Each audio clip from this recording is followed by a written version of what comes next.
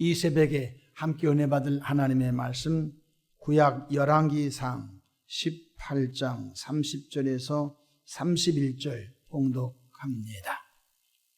엘리야가 모든 백성을 향하여 이르되 내게로 가까이 오라.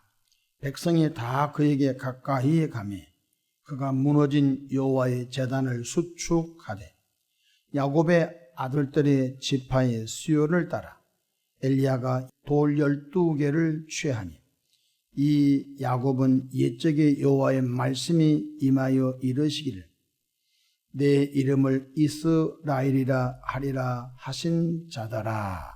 아멘. 할렐루야. 오늘도 참으로 좋은 날입니다. 우리 모두 성령 충만한 은혜로운 하루 되시기를 축원합니다. 저를 따라하겠습니다. 오늘도 나와 우리 가정 우리 교회 기적이 일어납니다. 오늘도 나와 우리 가정 우리 교회 기적이 일어납니다. 아멘. 저는 본문 말씀을 통하여 무너진 예배의 제단을 수축하라 이런 제목으로 함께 은혜를 받고자 합니다. 하나님께서는 지금도 영과 진리로 예배하는 참다운 예배자들을 찾고 계십니다. 이스라엘 아합 시대에 아합 여호와를 경외하는 제사장과 백성들을 죽이는데 신앙적 암흑의 시기를 걷고 있었습니다. 지도자 한 사람이 참 중요합니다. 아합 시돈 여인 이방 사람 이세벨을 왕비로 들여 이세벨이 들여온 바알 신상과 아세라 신상을 전국 도처에 만들어 놓고 여호와를 섬기는 제사장을 죽이고 여호와를 섬기는 백성을 죽이는 대신 바알 신상과 아세라 신상을 섬기도록 국가적으로 장려했던 것입니다. 이로 인해서 하나님께서는 3년 6개월간 비와 이슬을 내리지 않는 진노와 재앙을 내린 것을 볼 수 있습니다. 이때 하나님의 종 엘리야는 무너진 예배의 단을 수축함으로 하늘 문을 하나님 다시 열어주시고 하늘의 비와 이슬을 내리심으로 진정한 신이 바알이 아니라 진정한 신이 여호와 하나님이심을 다시 입체적으로 이스라엘 백성들에게 증명해 보인 사건이 이 열왕기상 18장 사건입니다. 첫째로 엘리야는 철저히 무너진 예배의 제단을 수축할 때 하늘에서 불이 내리고 비가 왔던 것입니다. 30절 보십시다. 엘리야가 모든 백성을 향하여 이르되 내게로 가까이 오라. 백성이 다 그에게 가까이 가매 그가 무너진 여호와의 제단을 수축하되라고 했습니다. 아방 시대에 하나님의 제단은 무너졌습니다. 그도 그럴 것이 제사장들을 닥치는 데 죽였고 또한 여호와를 경외한 사람을 닥치는 데 죽였기 때문에 누가 감히 여호와의 제단에 나가서 하나님을 예배했겠습니까? 그래서 제단이 다 허물어졌던 것입니다.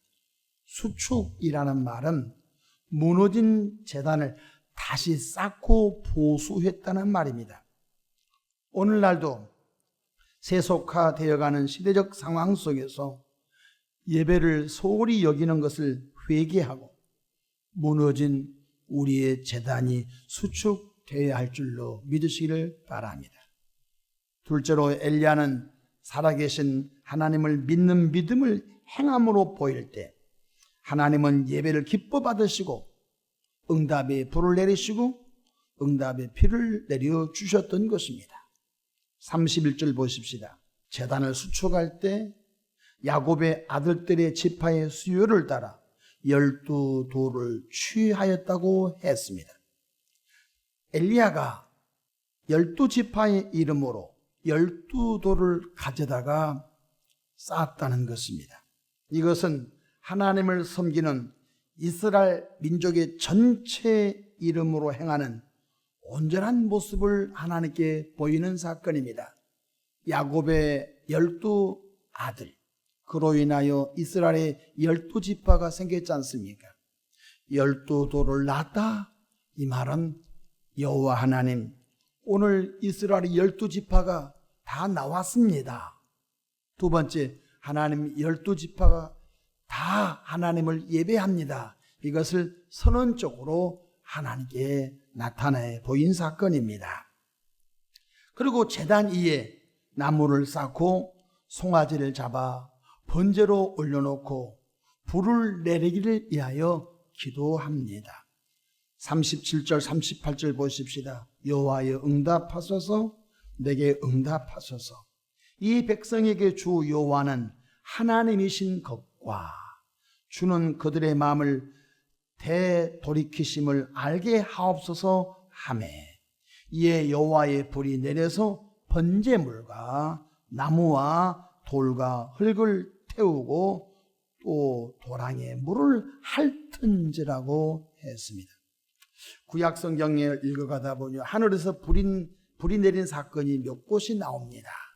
하나는 모세가 하나님께서 보여준 성막을 만들고 그 다음에 번제단 위에 제물을 올려놓을 때 하늘에서 불이 내려 그 번제물을 태운 사건이 나옵니다.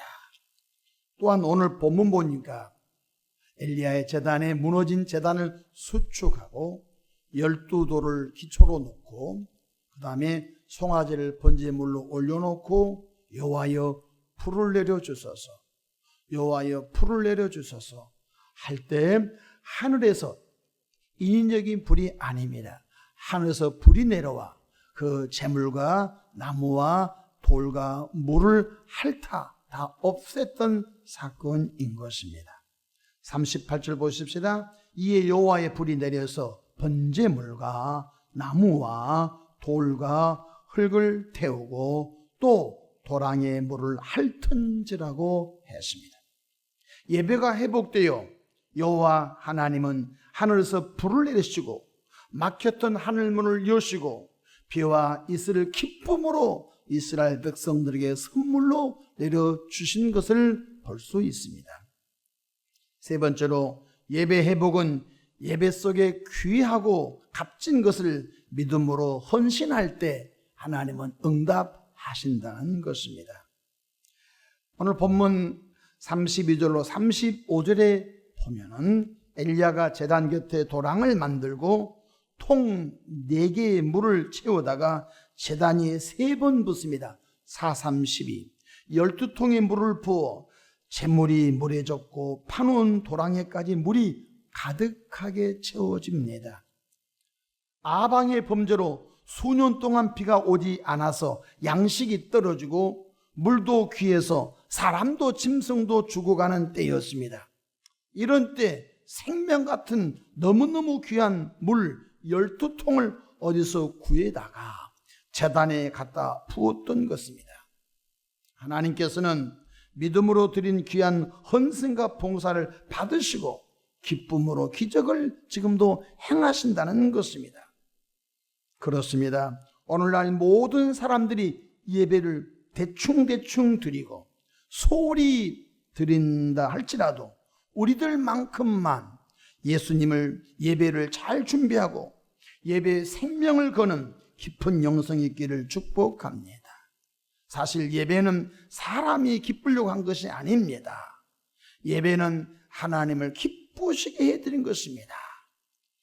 우리는 오늘 예배할 때 초점이 다 우리에게 맞춰져 있습니다. 그 예배를 받으시는 대상은 하나님이신데 말입니다. 자꾸 우리가 그 예배를 받은 것처럼 착각하고 있는 것입니다. 우리는 예배를 드리고 하나님은 예배를 받으신다는 것입니다. 그러므로 온전한 예배 드리는 일에 우리는 마지막 시대에 목숨을 걸어야 할 줄로 믿으시기 바랍니다. 시간을 구별하고 몸을 구별하고 마음을 구별하고 예배를 위하여 물질을 구별할 때 하나님 그 예배를 기쁨으로 연락하신다는 것입니다. 하나님은 지금도 참다운 예배자를 찾고 있다고 했어요. 요한복음 4장 23절에 아버지께 참되게 예배하는 자들은 영과 진리로 예배할 때가 오나니 곧 이때라. 아버지께서는 자기에게 이렇게 예배하는 자들을 찾고 있다고 했습니다.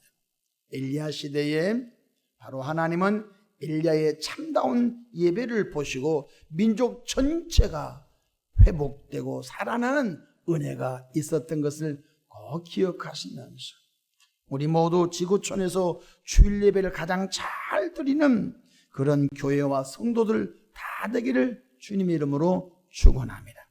시간을 구별하고 우리의 몸을 구별하고 우리의 마음을 구별하고 우리의 정성된 예물을 구별하여 하나님께 진정과 신령으로 예배하는 일을 마다하지 않는 복된 믿음의 발걸음들 되기를 축복합니다. 기도하겠습니다. 좋으신 하나님 아버지, 갈수록 예배를 영과 진리로 드린 이가 희미하게 보이는 이 시대에 오늘 엘리야 시대에 영적인 암흑기에 하나님의 종 엘리야가 하나님이 기뻐하시는 예배를 통하여 민족 전체가 다시 소생하는 일이 있었던 것 같이 우리 자신들이 예배를 소홀히 드리지 않게 하시고 영과 진리로 예배 드리게 축복해 주시기를 바랍니다. 하나님 아버지, 이곳에서 드려진 예배를 흠양하시고 이곳에서 드려지는 기도를 연락하셔서 하나님의 방법으로 하나님의 때에 아름다운 응답으로 안겨주시기를 바랍니다. 주님을 인격적으로 만나는 은혜의 역사가 많아지게 하옵소서. 예수님의 이름으로 축복하고 기도합니다. 아멘.